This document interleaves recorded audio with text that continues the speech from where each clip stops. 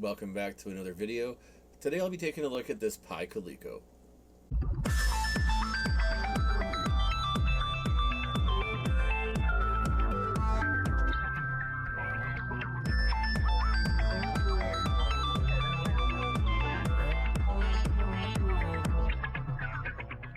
So in today's video, I wanted to take a look at this PiColeco. I picked this up at VCF Midwest this year, and I haven't really had a chance to play around with it or even try it out yet. So I thought it would be cool to talk a little bit about it and get it installed. So the reason I picked this up is I'd brought some cash with me to VCF Midwest, and having purchased everything I wanted to purchase, I had a few bucks left, and I thought, when I posted that Coleco ADAM video, a lot of people told me that Coleco is one of the best homebrew systems out there. And so as I was walking around the various booths, I thought, what could I look to do anything either homebrew or backup ROMs on the Coleco ADAM. And there was a guy there that I'd walked by a few times selling these 3D printed PiColecos.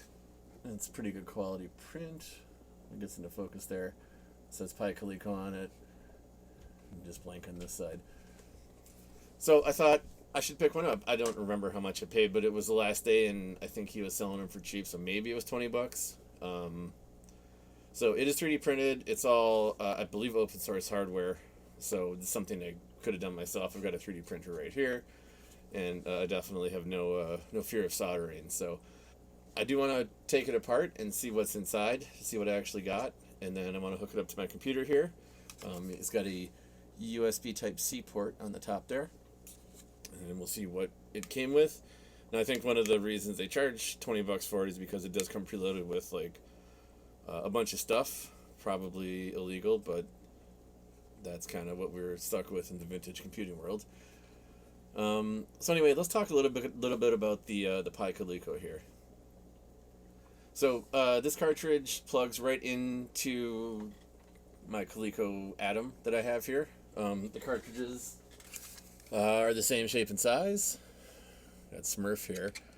So you can see the connector is the same, so they should be compatible. So that shouldn't be a problem. So what do I know about this? I haven't researched it. I thought it would be best just to wing it, but I know it's basically just like a flash cartridge, just like a Kung Fu Flash for the Commodore 64. But I believe there is a microcontroller inside as well to do some of the translations from the ROMs to machine code that the Coleco ADAM can actually read. So I'm sure there's address lines, there's a data bus, there's timing, and I'm sure it appears native to the Coleco ADAM. Alright, so before I do anything with it, let's take it apart, because that's always my favorite thing to do. So you'll notice I'm out here in my office area, not at my bench today, and I've got a bunch of stuff behind me. So the bench is where I do the repairs, the office area is kind of where I actually use the things that I repair and have some of the things that I like to just keep out and plugged in around. So what do we have behind me today? We've got obviously the Coleco ADAM with its printer.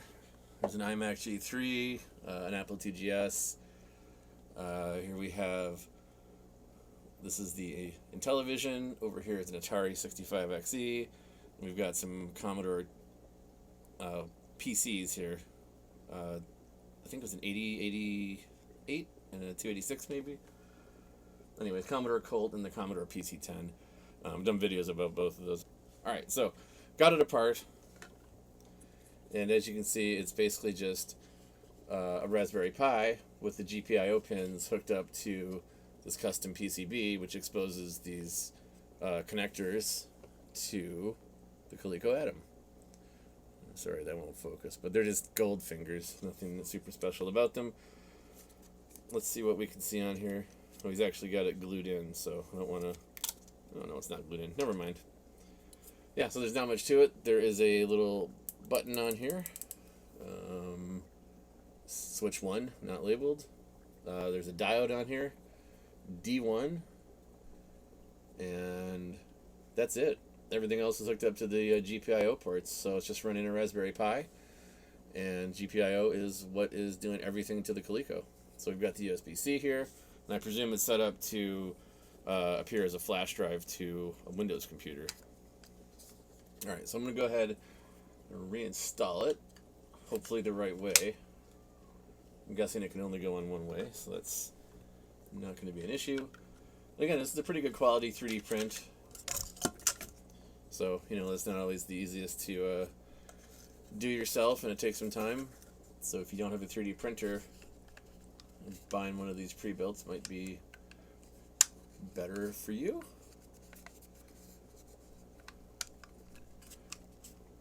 Alright, and then I'll drop the screws back in.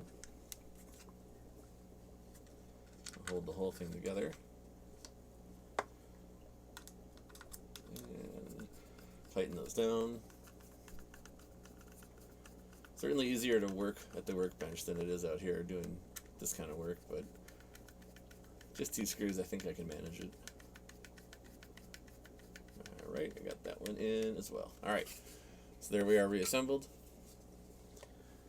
So like I said, it's got a USB-C port on it, so let me plug in a USB-C cable to it, to my PC, and let's see what pops up. Alright, so as I was hoping, it just shows up as a USB drive. So we've got a couple of folders in here: Educations, Games, Public Domain, and Welcome.txt. Let's open up Welcome.txt and see what that says. Alright, so it says ColecoVision and PiCoCart, copyright 2024 by ADAM. Drag ROM files in here. So it seems pretty simple. Let's take a look at Education. We've got 29 different bin binary files in here. I'm guessing that the Coleco ROMs are stored as bins. Games, 241 in here.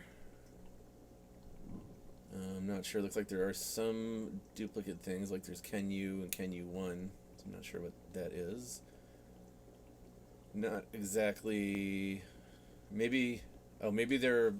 You know, I think I did read about this at some point. So I think that the PiCoCart can do bank swapping on its own. So it's possible that this ROM was actually 32K, and so this is the first 16K, and it will bank switch to the next 16K on the fly automatically. Just my guess. So it looks like we've got Qbert, which has 3 8K files, a 16K file, and a 12K file.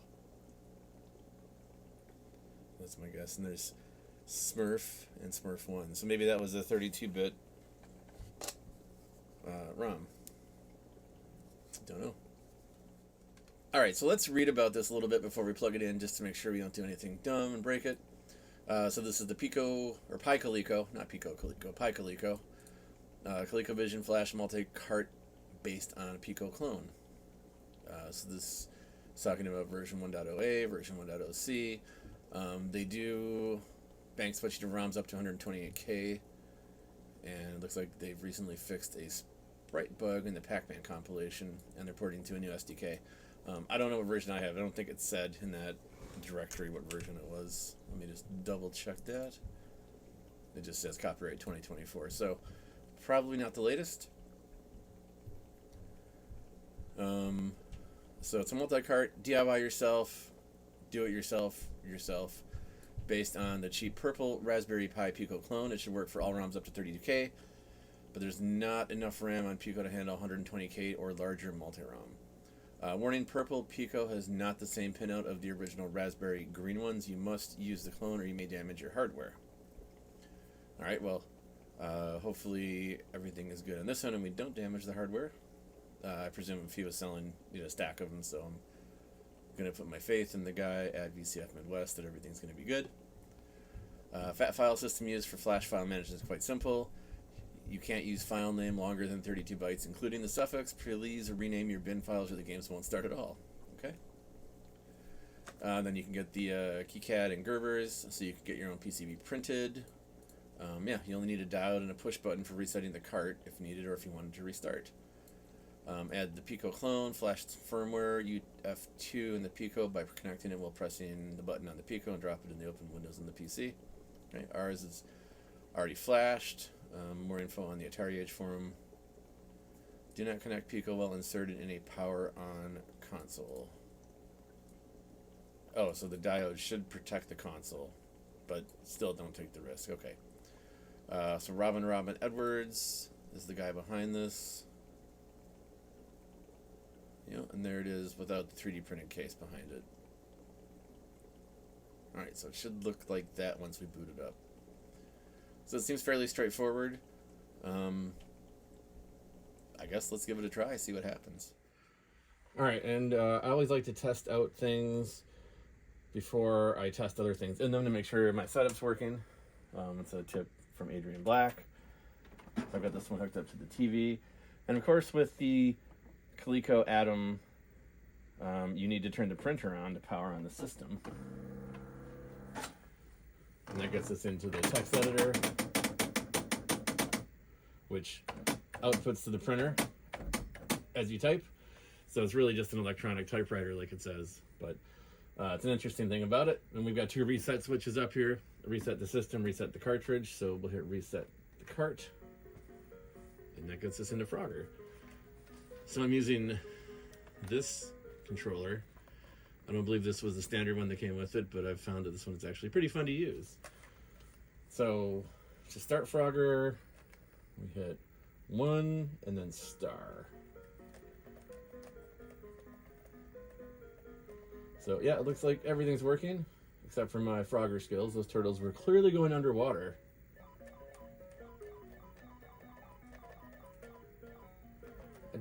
I did the same thing again. Wow. Okay, so everything's working. So let's go ahead and turn off the ADAM, as it says very clearly not to insert the PiColeco while it's powered on. So we'll take Frogger out. We'll take our PiColeco here, and let's go ahead and drop that in.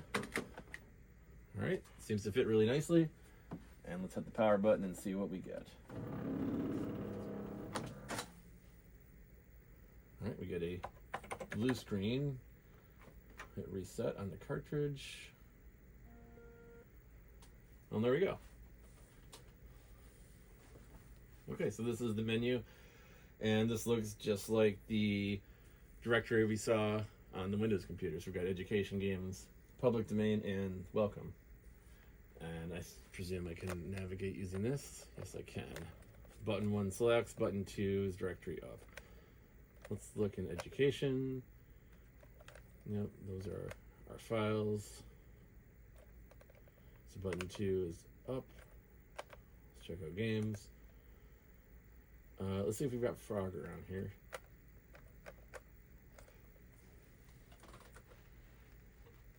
All right, so that's kind of interesting.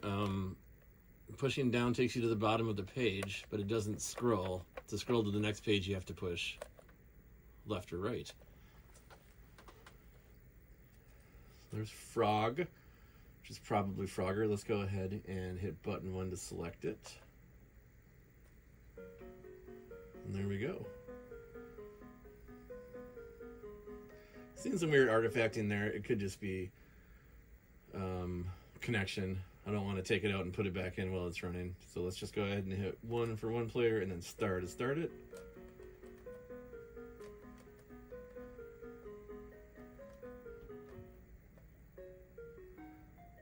But yeah, no, this seems to be working just fine.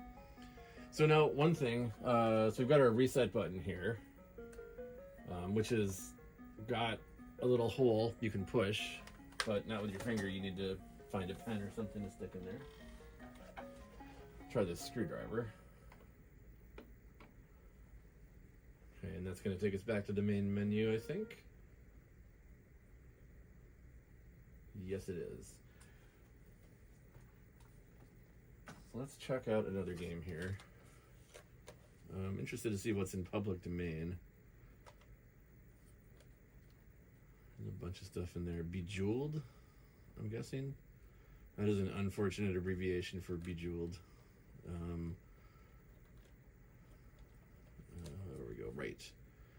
Break, Bunny, Bust, Canad, Coleco, something. Let's see what Coleco is.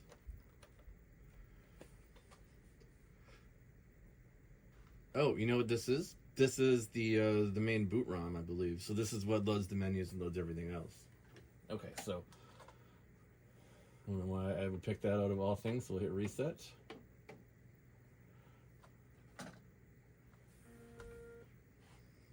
And let's see what else we get. Alright. Let's go down to games. Bold. I presume that's Boulder Dash. Let's give that a run. Yes, it is. So we'll hit pound to start, and one player.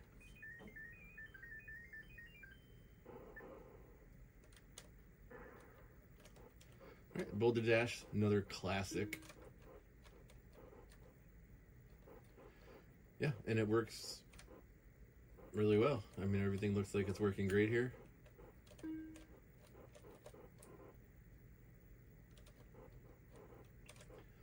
So yeah, I think that is it.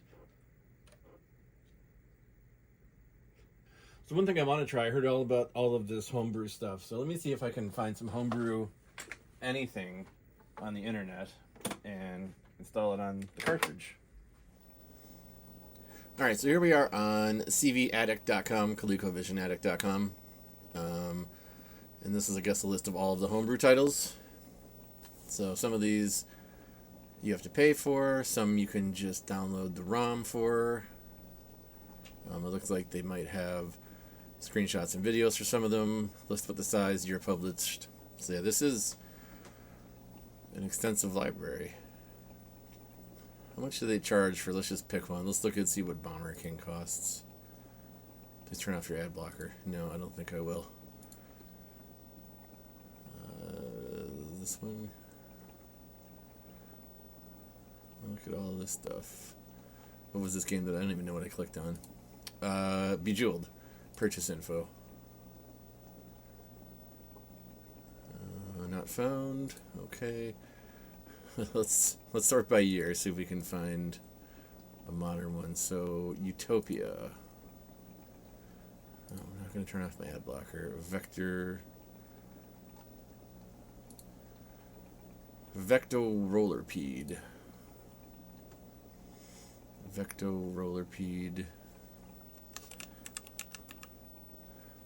Alright, well, it seems like maybe try Arial. Okay, translate. Emulators.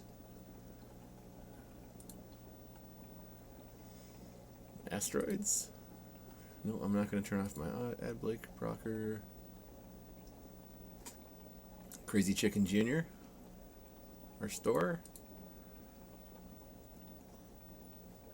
Virux for ColecoVision, $50.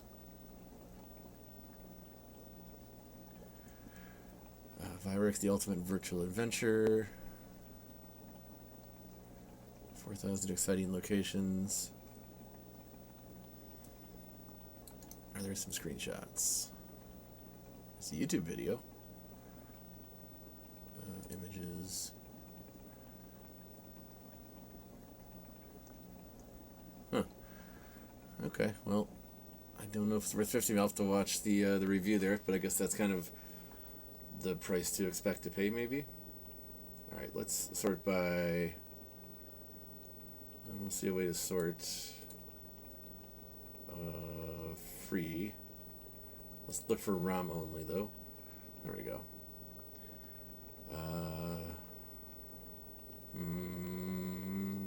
Snake. Can we download Snake? Homebrew box art not available. Snake. Download the ROM. But it's in ROM format and it's looking for bin. Alright, so we downloaded that. Let's assume that the ROM is a bin. And we'll copy that to PiColeco. So I'll just make a new folder called Homebrew. And yeah, I'm not sharing my Windows Explorer, but trust me that I'm just making a folder called Homebrew, and I'm putting that download in there. I didn't rename it to .bin, but let me copy it and rename one of the copies to .bin just in case. All right, let's go back over to the ColecoVision then. All right, so let's go ahead and plug this back in. Turn the printer on. Reset the cartridge.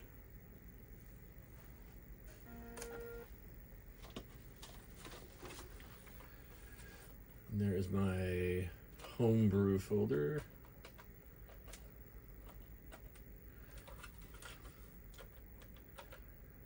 And there is my 2 snakes. I don't know which is which. Let's just run the first one. Alright, looks like it is just really a bin file, so that's all good.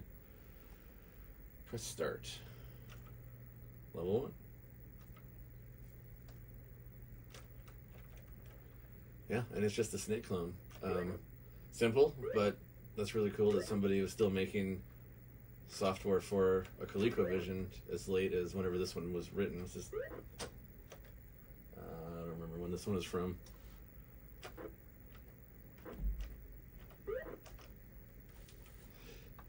Oh, look at that. It wraps around the screen. You can go off the sides and top.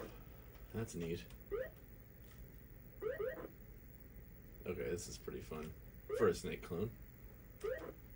What's this pink thing here? Can I eat that? I can.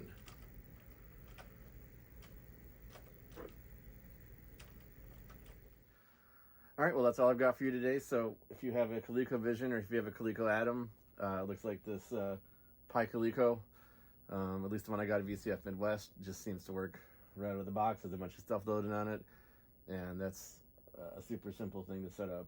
Could you do this on your own if you have any sort of expertise with soldering?